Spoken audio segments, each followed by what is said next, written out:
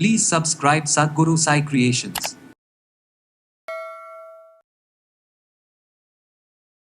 வாயில் வைக்கிறீங்களா அப்படியே மெல்லாமல் அப்படியே கொஞ்சமாக அதை சூவ் பண்ணி இந்த சாப்பிடணும், தண்ணியை சாப்பிடுன்னு சொல்லுவாங்களா, அந்த மாதிரி கொஞ்சம் கொஞ்சமாக ஜஸ்ட் இந்த கிளாண்டுக்கிட்ட ஒரு ப்ரெஷர். அதுக்கப்புறம் இந்த கையை அழுத்தி பிடிச்சிக்கோங்க. ஏன்னா ஐம்புலனோட எனர்ஜி அதில் கொடுக்குறோம். நீங்கள் சும்மா அப்படி வச்சாலே போதும். நீங்கள் வந்து கரெக்டான அக்யூரேட் பாயிண்ட்லாம் நீங்கள் வந்து யோசிச்சுட்டு இருக்க தேவையில்லை. ஜஸ்ட் இப்படி வச்சுக்கோங்க, அவ்வளோதான். சும்மா அப்படி வச்சுக்கலாம். ஆக ரெண்டு ஒரு சின்ன ஒரு ப்ரெஷர், அவ்வளோதான். இதை எப்படி இயங்க வச்சுட்டாலே போதும். ஹைப்போ ஹைப்பர் ரெண்டுமே அது வந்து உடல் வாக்கை பொறுத்து, அவங்களோட இயக்கத்தை பொறுத்து லோவா இல்லை ஹையா அப்படிங்கிறது நமக்கு வந்து கணக்கிடப்படும்.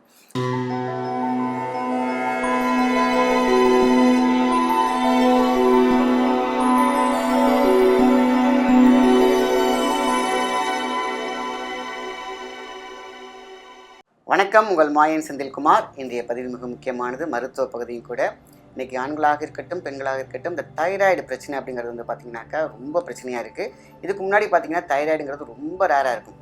சொல்லுவாங்க இந்த மாதிரி தொண்டை வீங்கிருக்கு, இல்லைனா ரொம்ப இழைச்சி போயிருப்பாங்க, இல்லைனா ரொம்ப உப்பியிருப்பாங்க. காரணம் என்னென்னு கேட்டிங்கன்னா எனக்கு தைராய்டு இருக்குது. தைராய்டு என்பது ஒரு கிளாண்ட், அது ஒரு சுரபி. இது வந்து ஹைப்போ ஹைப்பர் ரெண்டுமே இருக்கும். சில பேர் வந்து பார்த்திங்கன்னா ஹைப்பர், சில பேருக்கு ஹைப்போ இருக்கும். சரிங்களா? ஸோ இதை வந்து பார்த்திங்கன்னா கரெக்டாக மெடிசன் கரெக்டாக எடுத்துகிட்டு வந்துகிட்டே இருப்பாங்க. இது ரொம்ப நாள் மருந்து எடுக்கிற மாதிரி சூழ்நிலை இருக்கும். சில பேருக்கு பார்த்திங்கன்னா ரொம்ப குண்டாயிடுவாங்க, சரியாக சாப்பிட மாட்டாங்க, சரியாக தூங்க மாட்டாங்க, பார்த்திங்கன்னா டல்லாக இருப்பாங்க, சோம்பேறியாகவே இருப்பாங்க. அவங்களால வேகமாக ஒரு எந்துவாக வேலை செய்ய முடியாது.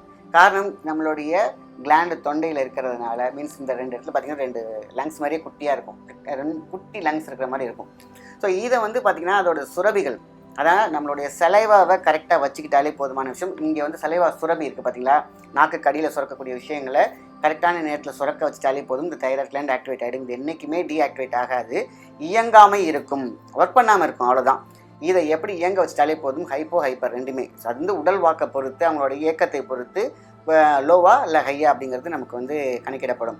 ஸோ இப்போ எதுவாக இருந்தாலும் மிடில் வந்து பார்த்திங்கன்னா ஒரு மெடிசின், அழகான முன்னோர்கள் கொடுத்த ஒரு விதமான கஷாயம் காலையில் எடுத்துகிட்டு வந்தாலே போதும். 48 நாளில் பார்த்திங்கன்னா அழகாக பேலன்ஸ் ஆகும். அது ஹைப்போவாக இருக்கட்டும் ஹைப்பராக இருக்கட்டும். சில பேர் நினச்சிப்பாங்க எனக்கு ரொம்ப லோவாக இருக்குது, நான் பாட்டுக்கு மெடிசன் எடுத்துகிட்டு இன்னும் லோவாக போயிடுச்சுன்னா. ஒரு விஷயத்தை தெளிவாக புரிஞ்சுக்கணும். இந்த மிட் அப்படின்னு சொல்லுவாங்க இல்லையா, அந்த ஈக்குவலைசேஷன்.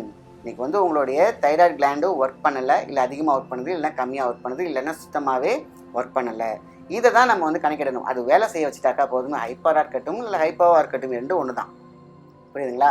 ஸோ ஸ்டிமுலேஷன் மருந்து ஒரு முத்திரை தான் இன்றைக்கி நம்ம பார்க்க போகிறோம். இந்த தைராய்டு மிகப்பெரிய ஒரு பிரச்சனையை உருவாக்குது எல்லாத்துக்குமே. இந்த கிளாண்டு சரியாக ஒர்க் பண்ணலைன்னா ஒவ்வொரு கிளாண்டையாக அது ஒர்க் பண்ணணும். நிறைய கிளாண்ட்ஸ் இருக்குது பார்த்திங்கன்னா. தைராய்டு கிளாண்ட் இருக்குது, அதே மாதிரி பார்த்திங்கனாக்கா உங்களுக்கு ஸ்ப்ளீனும் ஒரு கிளாண்டு தான். இப்படி குட்டி குட்டியாக நிறைய கிளாண்டு வந்து பார்த்திங்கன்னா ஒரு குட்டி பல்ப் மாதிரி, நியான் பல்ப் மாதிரி. அது பார்த்திங்கன்னா எப்போ தான் பில்க் எரிஞ்சிட்டு இருக்கும், இல்லைனா சுத்தமாக எரியாமல் இருக்கும், இல்லைனா சப்ளைவே போயிருக்காது. அதுக்கு இது பல காரணங்கள் இருக்கும். அன்டைமில் சாப்பிட்றது, ப்ரெஷ்ஷிங்கில் இருந்து பிரச்சனை இருக்கும். அதே மாதிரி பார்த்திங்கன்னா இந்த ப்ரீத்திங் ட்ரபிளில் வரக்கூடிய விஷயங்கள் இருக்கும். பிரெயினில் வந்து பார்த்திங்கனாக்கா உங்களுக்கு ஆக்சிஜன் லெவல் கம்மியாக இருந்துச்சுனாக்கா இது நடக்கும். இயங்காமல் இருக்கிறது தான் அது வந்து பார்த்திங்கன்னா அது வியாதி கிடையாது, அது சுகர் மாதிரி குறைபாடு தான். இதை கரெக்டாக ஸ்டிமுலேட் பண்ணினோம்னாலே போதும். முக்கியமாக 2 பாயிண்ட் ஸ்டிமுலேட் பண்ணுற மாதிரி இருக்கும். ஸோ இப்போ மருத்துவத்துக்குள்ளே வருவோம். நமக்கு வந்து 3 இலை ரொம்ப ரொம்ப முக்கியமான தேவைப்படுது. அதெல்லாம் ரொம்ப ஈஸியாக கிடைக்கிது. இந்த நுணா இலை மட்டும் கிராமத்தில் கிடைக்கிது, இல்லைன்னா கண்டிப்பாக நீங்கள் நர்சரியில் போனீங்கன்னா கிடைக்கும். நுணா இலை அப்படிமா, நுணா மரம் அப்படின்னு சொல்லுவாங்க. இந்த நுணா இலையை குளுந்து இலையாக எடுத்துக்கணும். அதில் ஒரு 2 இலை, மா இலையில் 2 இலை, அதேமாரி பார்த்திங்கன்னா கொய்யா இலையில் 2 இலை, அவ்வளோதான். எடுத்து நல்லா சுத்தமான தண்ணியில் நீங்கள் போட்டு நல்லா கொதிக்க வச்சிடணும். அதாவது 2 டம்ளர் தண்ணியை 1 டம்ளராக மாற்றுங்க, ஒன்றும் பிரச்சனை இல்லை. அதுக்கப்புறம் இந்த இலையெல்லாம் எடுத்து போட்டு அந்த தண்ணியை மட்டும் குடிச்சிட்டு வாங்க போதும். கரெக்டாக 48 நாள் கழிச்சு நீங்கள் பாருங்கள், உங்களுடைய கிளாண்டு நல்லா வேலை செய்ய ஆரம்பிச்சிருக்கும். இது ரொம்ப ரொம்ப முக்கியமானது. இது காலையில் வெறும் வயிற்றில் எடுத்தாலே போதுமான ஒரு விஷயந்தான். ஸோ இந்த மெடிசன் நாட் ஓன்லி கிளாண்ட், உடம்புல எங்கெங்கெல்லாம் சுரபிகள் வேலை செய்யலையோ அத்தனையுமே நமக்கு தூண்டி விட்டு வேலை செய்ய வைக்கக்கூடியது தான். அப்போ தைராய்டு கிளாண்டு நம்ம குடிக்கும் பொழுது கடகடகடான்னு குடிச்சிடாமல் கொஞ்சம் நல்லா பொறுமையாக சலைவாவோட மிக்ஸ் பண்ணணும். ஏன்னா சலைவாவையும் தூண்ட வேண்டும். வாயில் வைக்கிறீங்களா அப்படியே மெல்லாமல் அப்படியே கொஞ்சமாக அதை சூவ் பண்ணி இந்த சாப்பிடணும், தண்ணியை சாப்பிடுன்னு சொல்லுவாங்களா, அந்த மாதிரி கொஞ்சம் கொஞ்சமாக நம்ம அந்த கஷாயத்தை குடித்தாலே போதும். கஷாயம்னாக்க கசப்பாக இருக்குன்னு நினச்சிடாதீங்க, நல்லா துவர்ப்பாக தான் இருக்கும் உங்களுக்கு. ஏன்னா கொய்யா இலை, மா இலை, உங்களுக்கு நுணா இலை, இந்த 3மே நாட் ஒன்லி ஃபார் தைராய்டுக்கு ரொம்ப ரொம்ப ரொம்ப ரொம்ப நல்லது. ஆனால் எல்லா கிளாண்டையுமே உடம்பு சுத்தம் பண்ணுறது, டீடாக்ஸ்லேருந்து சுகரை பேலன்ஸ் பண்ணுறது, பிபி பேலன்ஸ் பண்ணுற வரைக்கும் ஒன்றா அழகாக செஞ்சு கொடுக்கக்கூடிய விஷயந்தான் இந்த கஷாயம், இந்த மருந்து முறை. அடுத்தது ஒரு முத்திரை. இந்த முத்திரை வந்து பார்த்திங்கனாக்கா நம்மளோட தைராய்டு கிளாண்டு பார்த்திங்கன்னா கையில் இந்த இடத்துல இருக்கும். அதை அடிக்கடி நம்ம சொல்லும்போது இப்படி இந்த இடத்துல இப்படி ப்ரெஸ் பண்ணிக்கிட்டே இருக்கணும். கையில் நல்லா பண்ணிக்கணும், இப்படி பிடிச்சிக்கணும். நல்லா பார்த்திங்கனாக்கா இருக்கும். இது ப்ரெஷர் பாயிண்ட். இதே முத்திரையை அப்படி மாற்றுறதுன்னு சொல்கிறேன். ஜஸ்ட்டு பார்த்தீங்கன்னா ஜஸ்ட் ஒரு த்ராட்டல் வண்டியை இப்படி கொடுப்போம் இல்லையா, நல்லா அழுத்தி பிடிச்சிக்கிட்டு அதேமாதிரி 2 கையிலையுமே நம்ம பண்ணணும். ஏன்னா தைராய்டு கிளாண்ட் வந்து இந்த கோடு இருக்குது பார்த்தீங்களா, இந்த இடத்துல இருக்குது. இதை நீங்கள் ப்ரெஷர் பண்ணாலும் ஓகே தான். இப்படி முறுக்கி விட்டிங்கன்னா ரொம்ப அழகாக ஸ்டிமுலேட் ஆகும்னு சொல்லியிருக்காங்க. அடுத்தது பார்த்தீங்கன்னாக்கா இந்த இடத்துல கிளாண்ட் இருக்குது, இந்த கை வச்சுக்கோங்க. இந்த தம்பு வந்து இந்த கோடு இருக்குது பார்த்தீங்களா, இந்த கோடு கிட்ட அப்படி வச்சுக்கோங்க. ஜஸ்ட் அப்படியே பிடிச்சிக்கிட்டு அப்படியே அழுத்தி பிடிச்சிக்கோங்க, அவ்வளோதான், சிம்பிள். அப்போது பாருங்கள், ஜஸ்ட் இந்த கிளாண்டுக்கிட்ட ஒரு ப்ரெஷர், அதுக்கப்புறம் இந்த கையை அழுத்தி பிடிச்சிக்கோங்க. ஏன்னா ஐம்புலனோட எனர்ஜி அதில் கொடுக்குறோம். அதுக்கப்புறம் ஒரு ப்ரெஷர் பாயிண்ட், அவ்வளோதான். கொஞ்சம் லைட்டாக அழுத்தத்தில் ஒரு நிமிஷம் பிடிச்சாலே போதுமான விஷயம். அப்போது இங்கே ப்ரெஷர் பண்ணுறதுக்கு பார்த்திங்கன்னா அதை மட்டும் தூண்டும், ஸ்டிமுலேட் பண்ணும். இந்த முத்திரை வந்து பார்த்திங்கன்னா உங்களுக்கு எல்லா வகையிலையுமே பார்த்திங்கன்னா எங்கெங்கெல்லாம் உடம்புல அந்த நிணநீர் சுரப்பிகள் சுரக்காமல் இருக்கோ அத்தனையும் சுரக்க வைக்கும். ஸோ இந்த இதை தைராய்டு இருக்கிறவங்க அழகாக யூஸ் பண்ணாலே போதுமான விஷயந்தான். ஸோ இந்த இடத்துல வந்து ஸ்டிமுலேட் பண்ணுறதுக்கு அழகாக சொல்லிட்டேன். அழகாக இதை வந்து பஞ்ச் பண்ணுற விஷயத்தையும் நம்ம சொல்லியிருக்கோம். அதேமாதிரி மருத்துவ முறையும் சொல்லியிருக்கோம். ஸோ இது வந்து அழகாக சொன்னாலே போதுமான விஷயம். அடுத்து ஸ்டிமுலேஷன் கிளாண்டுன்னு சொல்லுவாங்க. இந்த உமிழ்நீரை சுரக்க வைக்கணும் அப்படின்னு சொன்ன பார்த்தீங்களா, அதான் 2 கையை வச்சுக்கோங்க. அழகாக இந்த இடம் பார்த்தீங்களா, ரொம்ப பிடிச்சி அமுக்க வேண்டிய தேவையில்லை. லைட்டாக அப்படின்னா இந்த இடத்துல இந்த தாழைக்கிட்ட ஒரு பள்ளம் இருக்கும். அந்த இடத்துல இந்த பள்ளத்தை அப்படி அழுத்தி இப்படி பிடிச்சிக்கோங்க.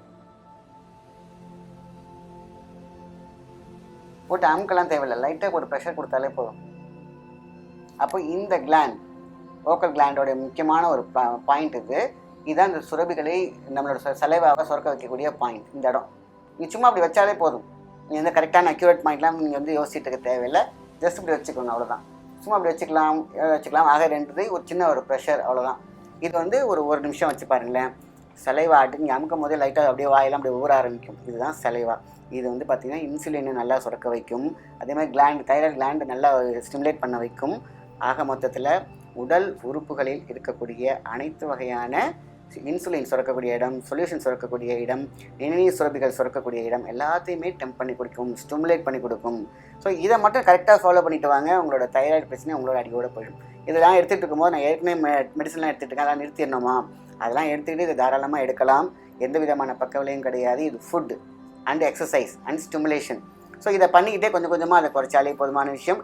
நேச்சுரோபதியிலேருந்து அப்படியே கொஞ்சம் கொஞ்சமாக என்ன பண்ணணும், நம்ம மெடிக்கேஷன்லேருந்து இப்படி விடுபடலாம். நமக்கு இது அப்பப்போ செக் பண்ணிக்க வேண்டிய. இப்போ நீங்கள் வந்து கிளியர் ஆகிட்டீங்க அப்படின்னு பட்சத்தில் அப்படியே விட்டுற வேண்டாம். ஒரு 6 months ஒரு தடவை நமக்கு கம்ப்ளீட்டாக க்யூர் ஆகிடுச்சுப்பா, இதை வந்து நம்ம எப்படி இருக்குன்ட்டு அப்படியே விட்டுறாமல் அப்பப்போ 6 மாதத்துக்கு நீங்கள் இந்த டெஸ்ட் எடுத்துகிட்டு, இல்லை கொஞ்சம் இம்ப்ரூவ் ஆகிருக்கு இல்லை கூட இருக்குது அப்படின்னா அதுக்கு தகுந்த மாதிரி நீங்கள் இந்த மாதிரி மருத்துவத்தை எடுத்து வந்தீங்கனாலே போதும்.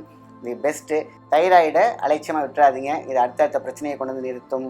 ஸோ ரொம்ப ரொம்ப முக்கியமான ஒரு பதிவு, ரொம்ப சிம்பிளான பதிவு, மக்கள் கைகண்ட ஒரு முக்கியமான மருத்துவ முறை. இந்த ஸ்டிமுலேஷன் எல்லா உடம்புக்கும் தேவை. எல்லாவோட உறுப்புகளுக்கும் ஒரு ஸ்டிமுலேட் பண்ணி ஒரு தூண்டுதல் இருந்தால் போதும், எல்லா உறுப்புகளும் மறுபடியும் இயங்கும். அதை நல்லா ஞாபகம் வச்சுக்கோங்க. ஸ்டிமுலேட் பண்ணாமல் டைரெக்டாக நம்ம ஒரு மருத்துவத்துறைக்கு போயிடுறோம், மருந்து எடுத்துக்க ஆரம்பிச்சிடுறோம். தூண்டுதலும் அது இயக்கம் தான் அக்குபஞ்சர், இந்த தொடு சிகிச்சை, தொற்ற பஞ்சர், இந்த எல்லா ஆல்டர்னேட்டிவ் தெரப்பீஸும் அதான் ஃபஸ்ட்டு ஆரம்பிக்கிறாங்க. அதுக்கப்புறம் தான் மெடிசனாக நம்ம கொண்டு போகணும். ஸோ ஆக மொத்தத்தில் உடலாக இருக்க வேண்டும், இயக்கமாக இருக்க வேண்டும், சக்தியாக இருக்க வேண்டும். இது எல்லாமே இதில் அமையும். நல்ல விஷயத்தை மற்றவங்க ஷேர் பண்ணுங்கள். நன்றி, வணக்கம்.